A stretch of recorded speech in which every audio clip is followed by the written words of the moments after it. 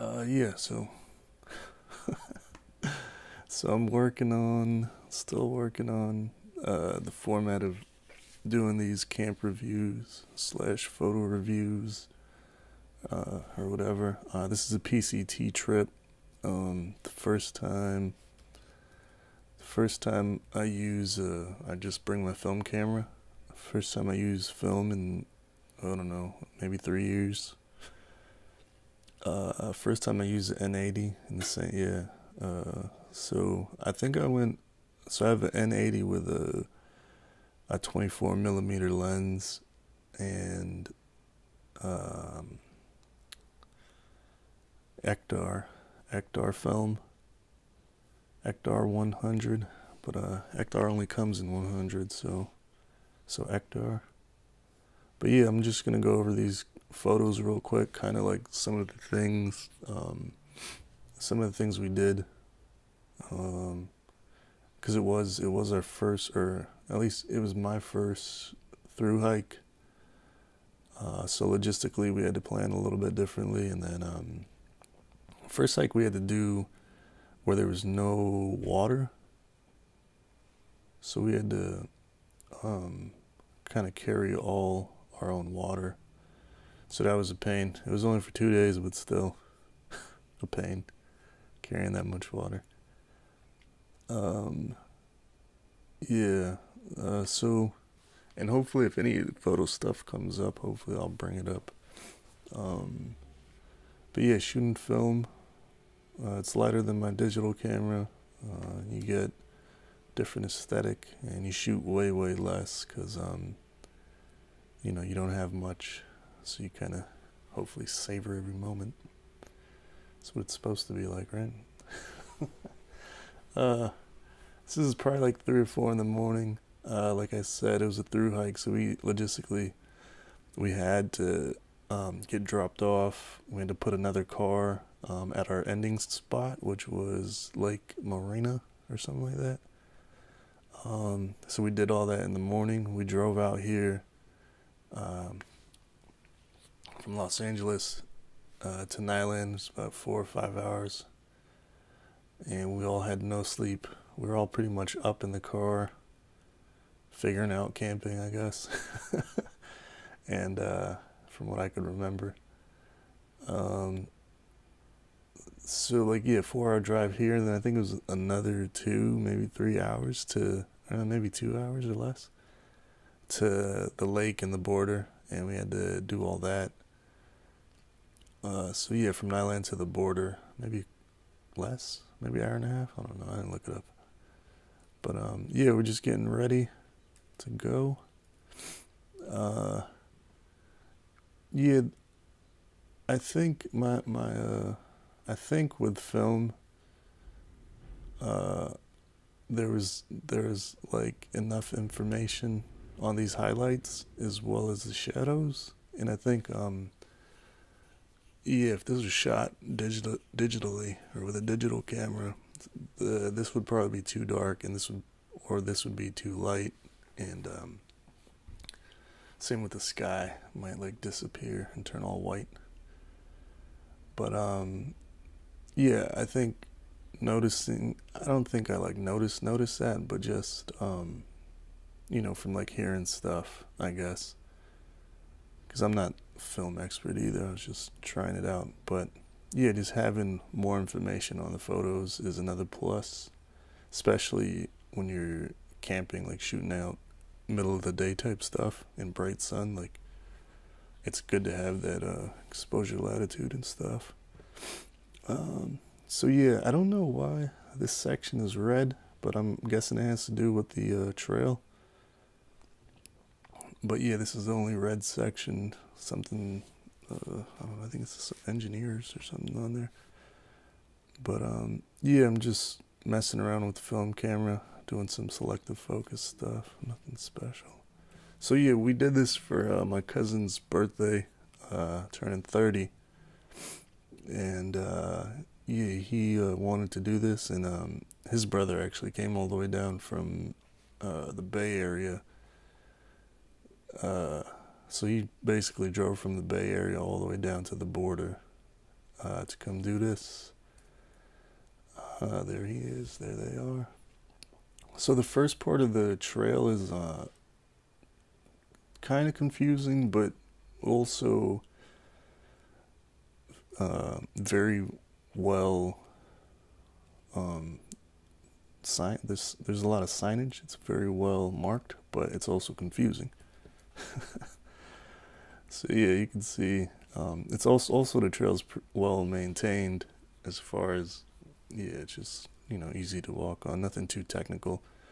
I think it's probably 30 minutes in and we're already checking the map just because parts of it have you crossing the road or walking along the road or like, crossing back over the road, a few times. And, we weren't sure. The lake or the final spot is actually like probably like 6 miles if you drive on this road and just walk straight on the road. But it's 20 miles if you if you stay on the trail. So I think at this point we're just figuring out like where to go. Somewhat lost already. And like I said, it's well marked, but you get a little lost.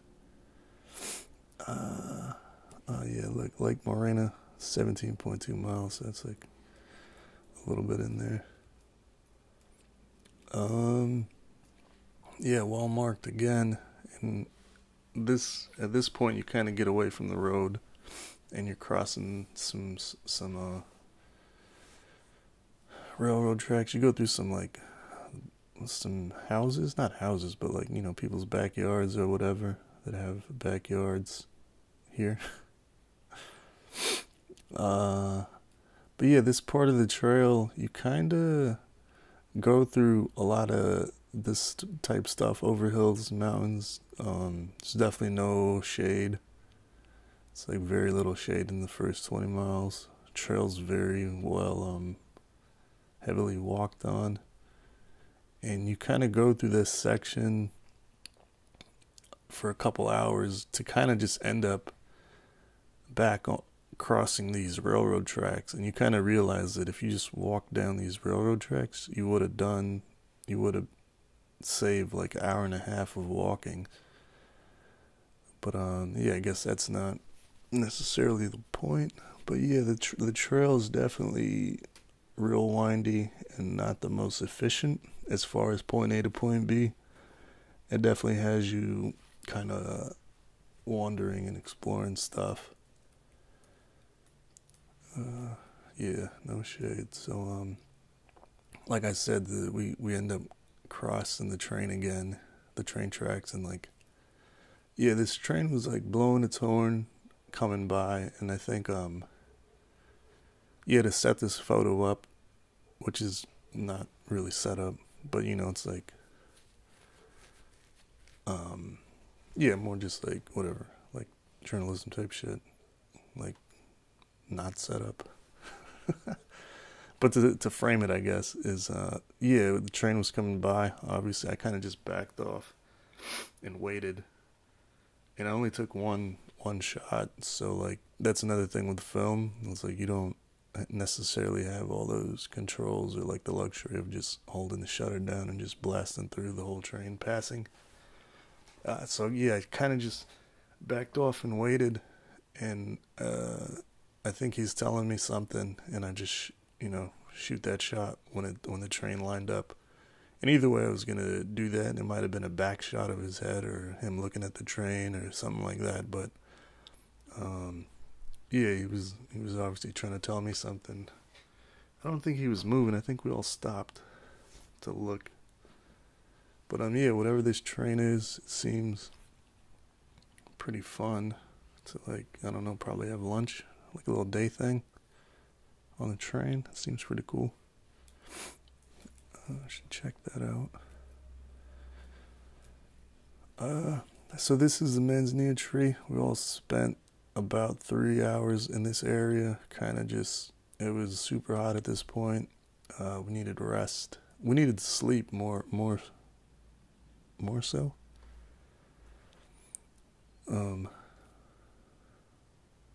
it was just, yeah, we all were up from the drive. I think walking super sleepy in the middle of the day is kind of messing with our heads, at least mine. And yeah, we slept here for about 3 hours or four, maybe 3 hours. But yeah, it's super hard to sleep in the middle of the day, basically in the heat. Um, a couple things that happened was there was a hummingbird flying around up here, and we were just like laying straight down, looking straight up at it with some binoculars, get that real close-up view. I kind of, and yeah, during the middle of the day, I kind of stopped taking pictures, and I didn't take too many. I only used one roll of film on this trip, so I didn't take many photos. Yeah, just some silhouette stuff. So the trail does get you into some nice areas. You know, definitely surprised at the terrain. There is a section on a fire road that is all up in the all up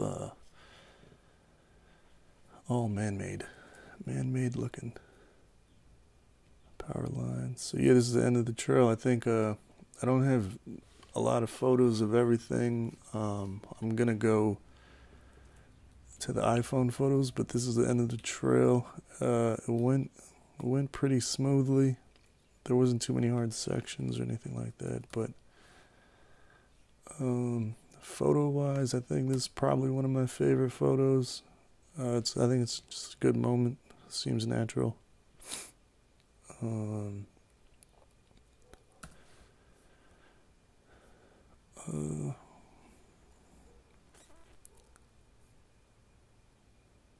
then the other stuff. So this is all iPhone photo stuff.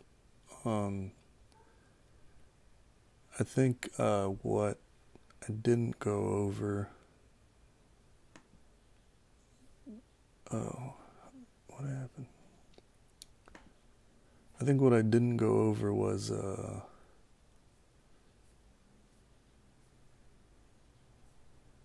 yeah, just the whole night. We're walking like until it was dark, past probably like 10, probably 10 or 11 we were walking. And fucking yeah, I was even more tired then walking at night. I guess it'll be better to show on iPhone. But we were walking at night, and I guess it's not better. Yeah, we definitely didn't have a camp. Like, we were just gonna walk until we couldn't stop and we are gonna find a camp. But there was a stretch where there wasn't anywhere to camp. We were kind of like on top of a whatever mountain hill that there wasn't a lot of flat ground, so we had to kind of keep walking until we found some flat areas, and it kind of probably took a few, maybe like an hour or so, or like an hour and a half or 2 hours of extra walking, it felt like, before we actually got to camp and like started cooking and stuff. So yeah, this is just some bonus stuff, the iPhone photos. You get this message if you're with AT&T that once you get close to the border, you'll get this. I thought it was pretty funny. Get charged more. Again, same photos. Ed's birthday. My uncle, Ed's dad. Only thing here, Border Patrol. They swooped up pretty fast. Within 5 to 10 minutes, they were just happened to be passing by. I don't know if that was a coincidence or they was watching. This is Ed at the border, touching the wall to make it official. He got caught slipping.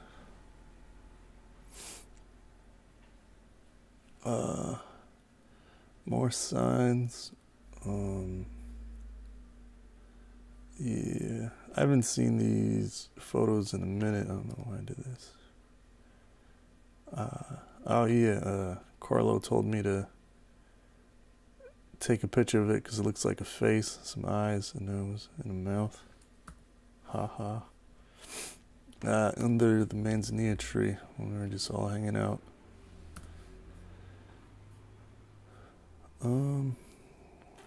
There is some elevation gain. It's definitely not a flat trail, but it's definitely nothing in elevation.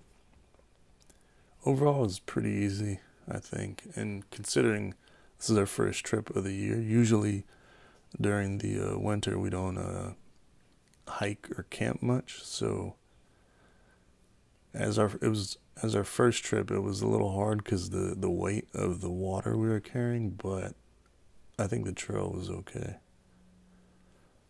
Oh damn. Yeah, so I think I was sick. I had to have been sick. Like I was getting over a cold, and this was the next morning at 5:52. This thing was thick as hell. Big old piece of Jello. Jello with some lime Jello with some red in it. I don't know what that is. This is the morning, just messing around. We were trying to start super early just because the heat, and yeah, they camped right here. I guess there's no photos of the camp, but about 7 in the morning we left. It's me on the trail. I'm pretty sure, basically like 5 minutes, literally 5 minutes into this, I take the sweater off. My cousin, we stop, he takes his long johns off, and we take everything off because it's like it gets hot like automatically at like 7 in the morning. So part of the trail has a dirt road. These cool signs of don't die signs. Yeah, nothing special, but yeah, I think that was it, man. Overall, it was not that hard from what I remember, and yeah, I think it was good just bringing the film camera out for the first time. I obviously took a bunch more iPhone photos, but yeah, that's kind of how it goes.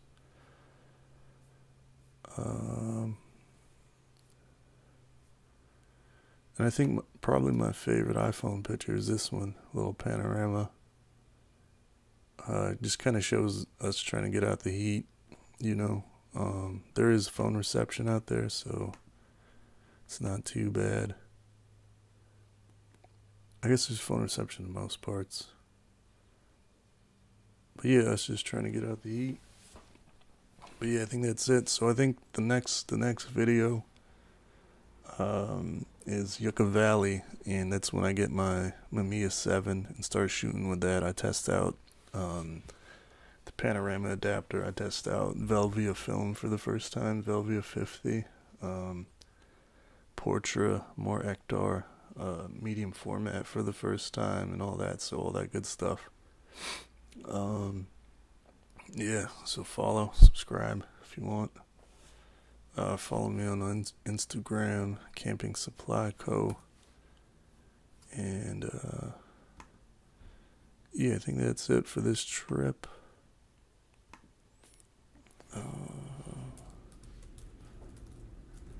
PCT.